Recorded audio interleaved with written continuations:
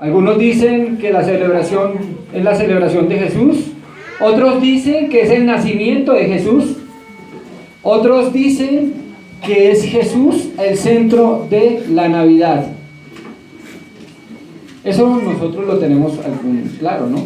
Para muchos no es esto, simplemente es costumbres, tradiciones, regalos, tiempo de compartir también, tiempo de abrazar y tiempo de perdonar, aunque también sabemos que es tiempo de correr, tiempo de estrés, tristeza, porque los seres queridos, los que más amamos, no están cerca de nosotros, porque algunos partieron ya y no los volveremos a ver. Y es un tiempo donde más suceden cosas como accidentes de tránsito, suicidios, desesperación, lloro, y aunque hay alegría, también hay lloro, hay tristeza y hay dolor. Muchos de nosotros todavía no entendemos cuál es el significado verdadero de la Navidad, porque nos hemos envuelto en algo que llamamos nosotros una tradición del mundo occidental. ¿Pero qué es verdaderamente la Navidad?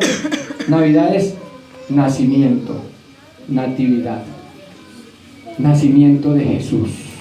Es el nacimiento de Jesús. Qué bueno que nosotros podamos celebrar la Navidad. Más, qué bueno que entendamos qué es la Navidad. ¿En qué consiste la Navidad? ¿Cuál es el verdadero significado de la Navidad? Y el centro de la Navidad es Jesús. Es el centro de la Navidad. Y una pregunta que no es que la resolvamos en su totalidad, pues Jesús es Dios mismo y consideramos nosotros que no vamos a poder descifrar totalmente a Jesús, más vamos a preguntar hoy, ¿quién es Jesús? Y vamos a terminar diciendo, ¿quién es Jesús para ti? ¿Quién es Jesús para mí? Porque el verdadero significado de la Navidad radica en que Jesús nació, es el nacimiento de Jesús. Ahí está la esencia de lo que es la verdadera Navidad.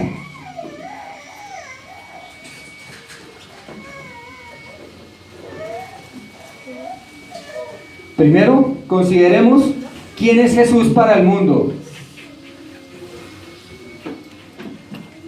Por siglos y siglos y siglos,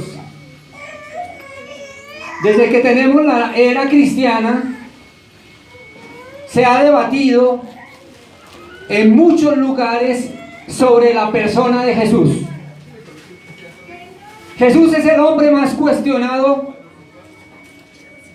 el más adorado, el más cuestionado de todos los seres humanos que pasaron o que han pasado sobre esta tierra. Ese fue el personaje, según la revista Times, del siglo XX.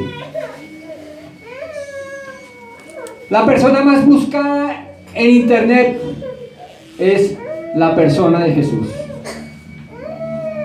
Algunos dicen que Jesús fue un filósofo, un hombre letrado, un hombre inteligente, un hombre que compartía enseñanzas a las personas, enseñanzas sobre su manera de vivir.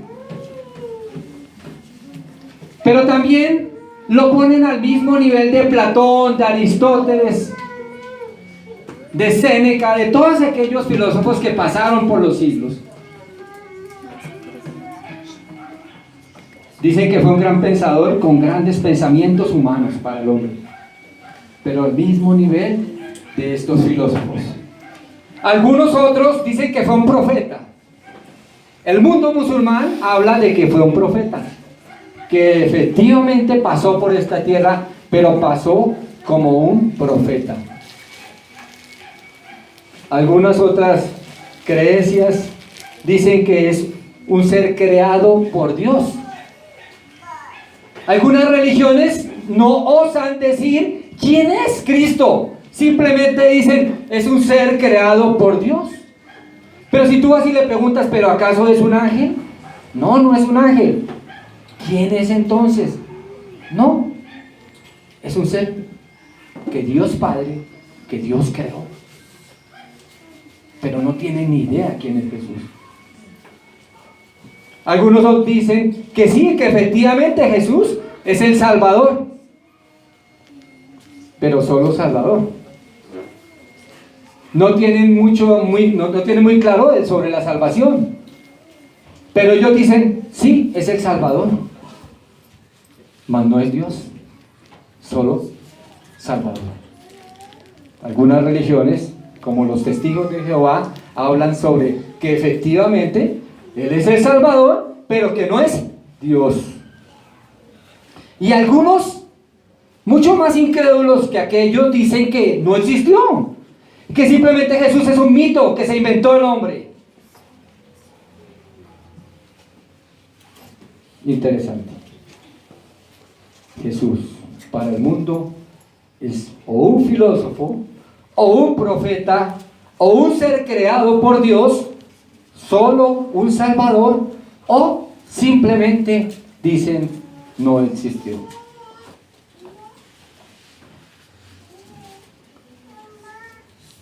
Pero, ¿saben? No es tan importante. Y lo descubrí hace unos años para mi propia vida, que no es tan importante mis propios pensamientos, ni los pensamientos de las otras personas. Mas, para mí, lo más importante es quién es Jesús para la Biblia. ¿Quién es Jesús para la palabra de Dios? ¿Quién es Jesús? Realmente, ¿quién es Jesús? Estamos celebrando la Navidad, el nacimiento de Jesús, pero ¿quién es Jesús? Vamos a abrir nuestras Biblias en Colosenses 1, del 15 al 20.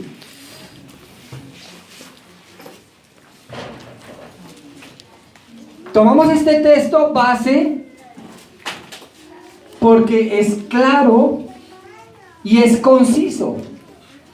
Podemos tomar diferentes textos bíblicos, mas vamos a tomar como base Colosenses 1, del 15 al 20.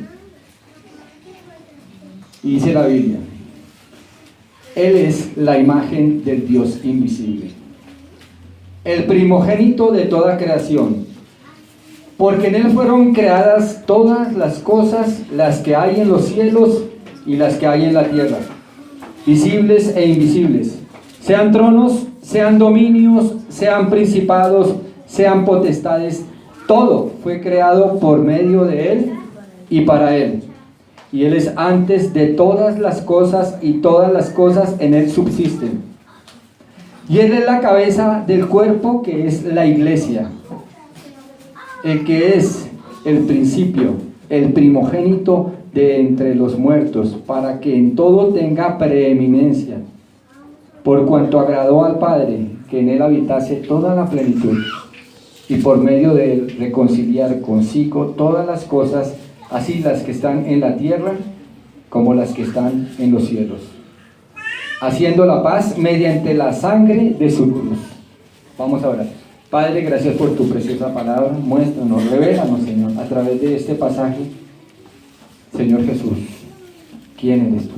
Amén. ¿Quién es Jesús para la Biblia? ¿Quién es Jesús? ¿Cómo se revela a través de su palabra a Jesús? Primero, la palabra de Dios nos dice que Él es la imagen del Dios invisible, el primogénito de toda creación. Y aquí hay una palabra cuestionada por muchos, y la palabra es primogénito. Algunos dicen que primogénito significa solamente el primero. Por lo tanto, es una creación. Algunos osan decir que Jesucristo fue creado. porque habla de la palabra primogénito. Y primogénito significa el primero. Él es la imagen del Dios invisible, el primogénito de toda creación. Entonces ellos dicen algo así: hay una creación, es evidente que existe una creación, tú y yo hacemos parte de esa creación, mas Jesús es el primero de la creación. Si hay una creación, hay un creador. Si hay un creador, entonces alguien creó a Jesús. Alguien creó a Jesús. Alguien creó a Jesús. Eso dicen, alguien creó a Jesús. Ojo con esto, presten mucha atención, porque lo que usted crea sobre esto va a depender, o depende mucho de lo que usted esté creyendo ahora. Sin embargo, tenemos que irnos un poco más allá.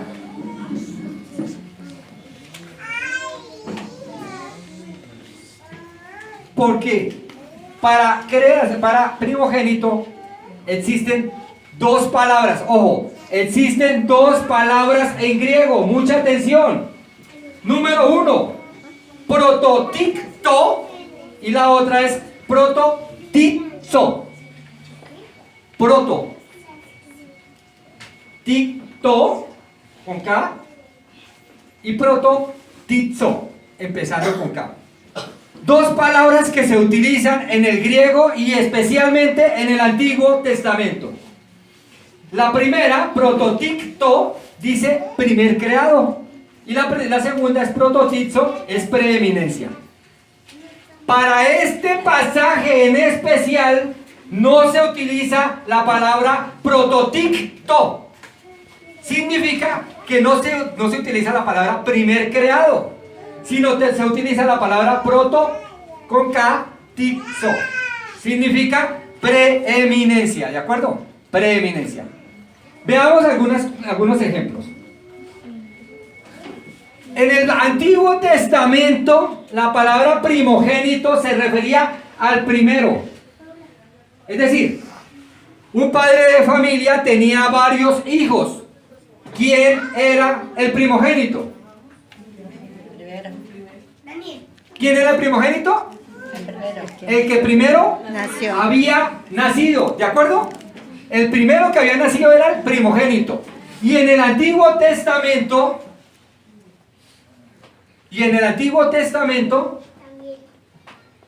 tenía muchas prioridades el primogénito, ¿de acuerdo? Muchas prioridades. ¿Qué significa esto? El primogénito tenía, por ejemplo, lo mejor de lo mejor. La herencia caía sobre el primogénito. No que los otros no tuvieran herencia, pero la herencia mayor era para el primogénito. También el primogénito tenía más responsabilidades que los otros. Por ser el primero, exactamente. El primogénito era muy especial. Pero primogénito en el Antiguo Testamento se refería a prototicto con K. El primero, el primogénito. A ver, el primogénito de María y José, ¿quién fue? Jesús.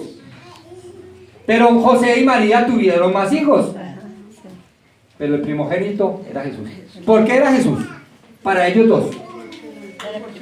Porque había nacido primero. El mayor. Porque era el mayor. El primogénito de cada uno de nosotros. En el caso de nosotros, ¿cuál sería el primogénito? Se llama Andrés Felipe. Porque nació de primero. Ese es el orden. Sin embargo, vamos a Salmos 89, 20. Vamos a mirar.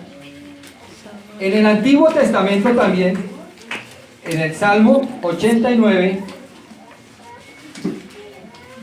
en el Salmo 89, 20, vamos a leer un versículo.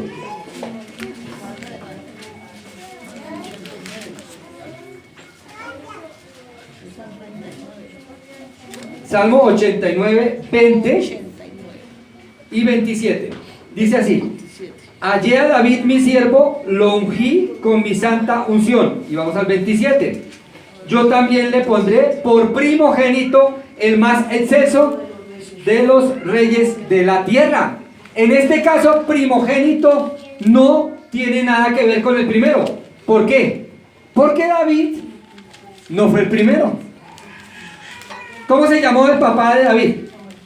No, el papá de David. ¿El papá de David? A ver, busquen, ¿cómo se llamó el papá de David? Isaí. El papá de David se llamó Isaí. Isaí tuvo varios hijos. Recuerden que cuando el profeta Samuel fue a ungirlos, él, ¿a quién se llevó primero? El primero cogió al mayor, ¿cierto? Y de ahí en adelante hasta que fue a David. David era el menor. David era el menor. Y era un pastor de ovejas. Era muy sencillo. Pero ¿qué dice aquí? Salmo 89:20 dice: hallé David mi siervo y lo ungí con mi santa unción. ¿Quién está hablando ahí? Dios. Dios lo ungió. ¿Y a quién escogió? ¿A quién escogió? A David lo escogió, ¿cierto? Pero para ungirlo, ¿a quién escogió? Al profeta Samuel. ¿De acuerdo? ¿Estamos conectados? Listo. Y en el 27, ¿qué nos dice? De ese mismo versículo, de ese mismo capítulo, dice: y también le pondré por primogénito el más excelso de los reyes de la tierra. Primogénito. Primogénito. En este caso es una preeminencia, ¿de acuerdo? ¿Quién le dio esa preeminencia? Dios. Él no era el primero. Habían hermanos mayores que él. De hecho era el menor. Pero ¿quién le dio la preeminencia? Dios. Dios era Dios. En este caso, y nos volvemos al texto base, la palabra primogénito, y mucha atención, habla de prototipo. En el versículo número 15 dice: él es la imagen del Dios invisible, el primogénito de toda creación. Preeminencia se habla aquí. Significa que Jesús está por encima de toda la creación, de todo lo creado, absolutamente de todo. No significa, en este pasaje y en este versículo especialmente, no significa que él fue creado, sino que él está por encima de toda, de absolutamente toda la creación. Hay que irnos también, cuando veamos un versículo ahí, tenemos que irnos a las raíces. Tenemos que mirar otros textos bíblicos para que no nos dejemos confundir. ¿De acuerdo? Bueno, dice en el versículo 16: porque en él fueron creadas todas las cosas, las que hay en los cielos y las que hay en las tierras, visibles e invisibles, sean tronos, sean dominios, sean principados, sean potestades. Todo fue creado por medio de él y para él. Y si vamos un poquito más adelante, nosotros vemos aquí algo. Sigamos utilizando la palabra ¿qué? Preeminencia y la palabra esencia. Dos palabras fundamentales. Jesús no solamente es la preeminencia, ya lo vimos, sino es la esencia de las cosas. Es la esencia misma de las cosas. Es algo que no cabe en mi mente. Yo no sé si en la suya, pero en mi mente no cabe, porque dice: en él fueron creadas todas las cosas, las que hay en los cielos y en la tierra, visibles e invisibles. Sean tronos, sean dominios, sean principados, sean potestades. Todo fue creado por medio de él y para él. Y sigue: y él es antes de todas las cosas, y todas las cosas en él subsisten. ¿Saben qué significa eso? Por un momento, cerremos nuestros ojos y digamos: Jesús no existe. ¿Sabes qué? Ni tú ni yo existiríamos. Porque la Biblia dice que en él subsisten todas las cosas, no solamente las visibles, sino también las invisibles. ¿De acuerdo? Visibles e invisibles. Él sustenta, él es la esencia misma de la vida. ¿Ustedes entienden eso? Yo no lo alcanzo a comprender muy bien, pero eso lo dice la Biblia. Él es la esencia de la vida misma. Fueron creadas las cosas por él y para él. Él es la esencia de la vida. No solamente es la preeminencia de la vida, sino que es la misma esencia de la vida. Es la misma esencia de la vida. Es la esencia de la vida. Y eso nos tiene que a nosotros ponerlos. A mí me ponen los pelos de, no sé, los pelos de punta, la piel de gallina, como lo quiera decir usted, porque es que es algo inimaginable, es la esencia misma de la vida. Si Jesús no existiera, dice la Biblia, y yo lo creo, no existiríamos. Así de sencillo. Y más aún, no existiría nada. Él es la esencia de la vida. Él es la preeminencia de la vida. Y algo más interesante que le concierne a usted y a mí, como qué, como iglesia. Dice en el versículo 17, y Él es antes de todas las cosas, y todas las cosas en Él subsiste. Y el versículo 18, y Él es la cabeza del cuerpo, que es la iglesia, el que es el principio, el primogénito de todos los muertos, para que en todo tenga preeminencia. Preeminencia, sigue la palabra preeminencia. Para nosotros como iglesia, la Biblia dice, y yo lo creo, que Él es la cabeza de la iglesia. Él es la cabeza de la iglesia. Recordemos que la iglesia no es una institución creada por un ser humano. La iglesia es un cuerpo y la cabeza es Cristo, y nosotros somos los miembros de ese cuerpo. ¿Entendemos esto? ¿Entendemos esto? No solamente que es la preeminencia, no solamente que es la misma esencia de la vida, en Él, por Él y para Él subsisten todas las cosas, sino que también es la cabeza de la iglesia. Él es la cabeza de la iglesia. Por cuanto agradó al Padre que en Él habitase toda la plenitud, y por medio de Él reconciliar consigo todas las cosas, así las que están en la tierra como las que están en los cielos, haciendo la paz mediante la sangre de su cruz. Ahorita volvemos otra vez al pasaje. Quisiera que ustedes me acompañaran un poquito más adelante en Colosenses 2, del 8 al 10. Ahí nomás. Dice la palabra de Dios: mirad que nadie os engañe.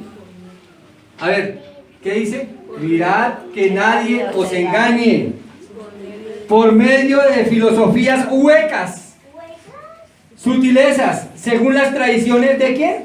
De los hombres. ¿Conforme a qué? A los rudimentos del mundo y no según Cristo.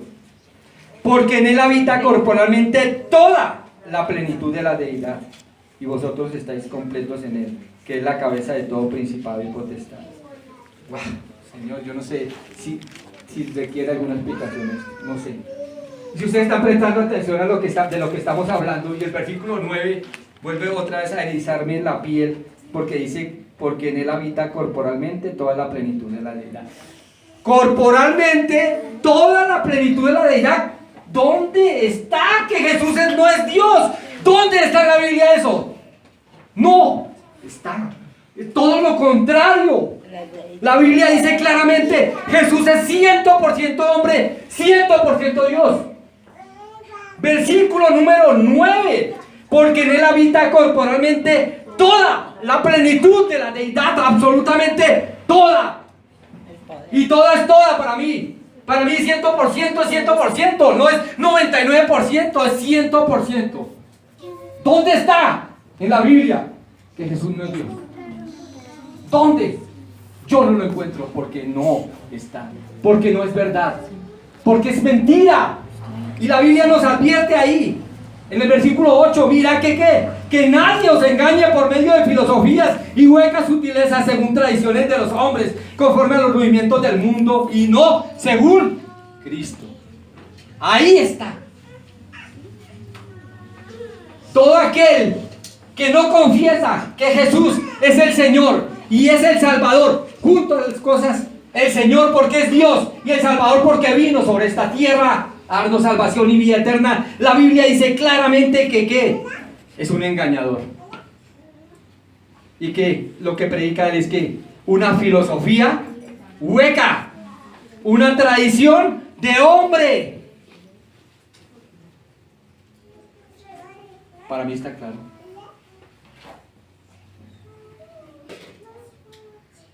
¿Saben? Pero no es suficiente saberlo. Romanos 10, 9 y 10 dice que si confesares con tu boca que Jesús es el Señor y creyeres en tu corazón que Dios le levantó de los muertos, serás salvo. Porque con el corazón se cree para justicia, pero con la boca se confiesa para salvación. No es suficiente creerlo intelectualmente. No es suficiente que te lo prediquen, no es suficiente con que esté escrito en la Biblia. No es suficiente. ¿Saben por qué? Porque Dios te dio a ti y a mí algo. Y se llama libertad. Tú puedes rechazar al Señor Jesús y decir simplemente, sé que pasó por esta tierra, más lo rechazo. Abiertamente. Tú puedes aceptarlo y decir, yo lo creo. Yo creo que no solamente Jesús pasó por esta tierra, sino que es mi Señor y es mi Salvador. O sabes, o puedes ignorarlo y decir, eso no me interesa. No me interesa, yo vivo la vida como a mí mejor me parece. Pero de esas tres decisiones no te vas a escapar. O lo rechazas, o lo aceptas, o lo ignoras. Nunca te vas a escapar de esas tres, porque un día te vas a encontrar frente a Dios y esas tres decisiones van a valer el resto de la eternidad. De hecho, de esa decisión tiene que ver mucho el resto de tu vida, porque el Señor afecta todo, absolutamente todo.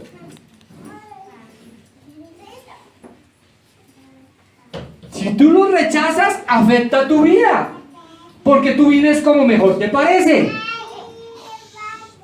Y en algo que llama la gente libertad, más es solamente libertinaje. Simplemente hacer las cosas como a mí se me dé la gana. Número 1, si tú lo rechazas, ¿afectará tu vida? ¿Sí o no? Lo afectará. Número 2, si lo aceptas, ¿afectará tu vida? Por supuesto, porque eso conlleva a cambios.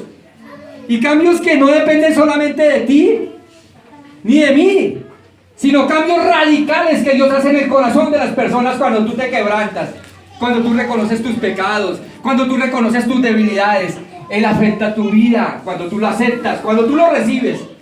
¿Sabes? Pero también lo puedes ignorar. Y puedes decir, a mí no me interesa eso que usted está hablando, pero también va a afectar tu vida. Porque muchas personas no conocemos la ley de la gravedad, no la entendemos muy bien. Pero tírate de un quinto piso a ver qué te va a pasar. A ver qué te va a pasar. Si por ignorancia no te vas a matar. Tú puedes ignorar la ley de la gravedad, claro, y muchas otras leyes. Más que implica esto. Que ignorando la ley de la gravedad, ¿te va a salvar? No te va a salvar, vas a morir. Así ignores la ley de la gravedad. Los cielos y la tierra muestran que hay un Dios. Y la Biblia dice que no hay excusa para ningún hombre. Dos cosas fundamentales. No tenemos excusa, que hay un creador. Y número 2, que tenemos un salvador. Y un día todos los seres humanos y todos los seres, los que están arriba en el cielo y los que están abajo en la tierra y los que están bajo la tierra, doblarán, todos los seres humanos doblarán sus rodillas y dirán, tú eres Señor. Pero muchos de ellos, reconociendo al Señor, se irán al infierno, porque no lo reconocieron cuando estaban aquí. Esta es tu oportunidad. Si tú no recibes a Cristo, te espera la condenación eterna. Pero si tú tienes a Jesús, tienes la vida. Si no tienes a Jesús, no tienes la vida. Y esa es la predicación de la palabra.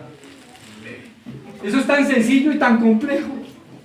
Por eso la Biblia dice en Romanos 10, 9 y 10, que lo primero que yo tengo que hacer es confesar con mi boca que Jesús es el Señor.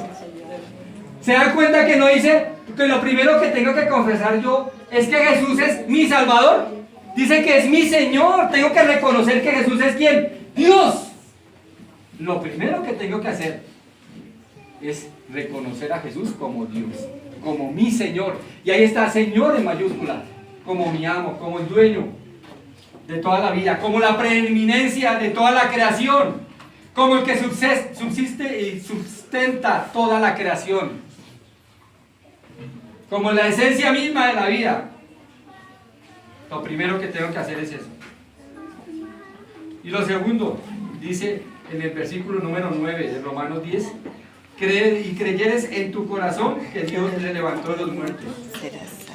Lo segundo ya tiene que ver con la salvación. Primero, reconocer a Jesús como Dios. Y luego creer. ¿Creer qué? ¿Qué tengo que creer? Que Él es mi Salvador. Primero, mi Señor, mi Dios. Y segundo, mi Salvador.